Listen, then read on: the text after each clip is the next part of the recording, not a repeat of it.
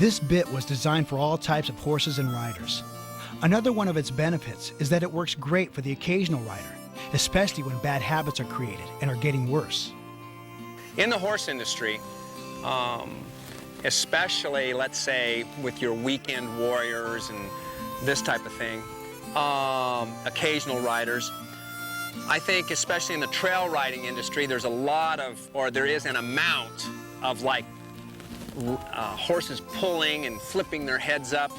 And really the cause for this is that the riders unknowingly want to maybe draw the horse back and slow him down.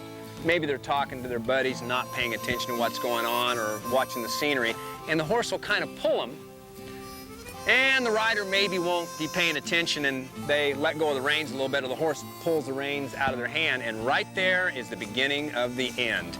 Horse learns to pull and the rider gives. Now, not always, but in many cases with this particular bit, I've seen people be able to draw a horse and actually get them to slow down, which is what they were really trying to do. In other words, a horse generally just doesn't toss their head. They usually toss their head because they're being pulled. They're usually being pulled because the rider wants to slow down.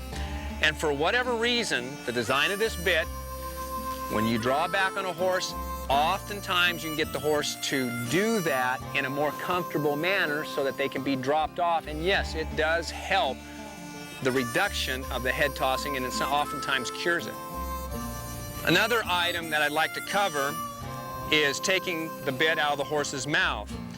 But the easiest thing is in stepping into here is if you keep your hand right here very quietly, and as you release it off the left ear and right ear, don't stand in front of them and pull it. Let them learn to spit it out gently and keep this part very close to their face.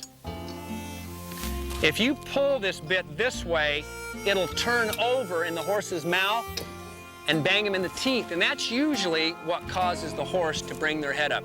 Then you may have developed a problem.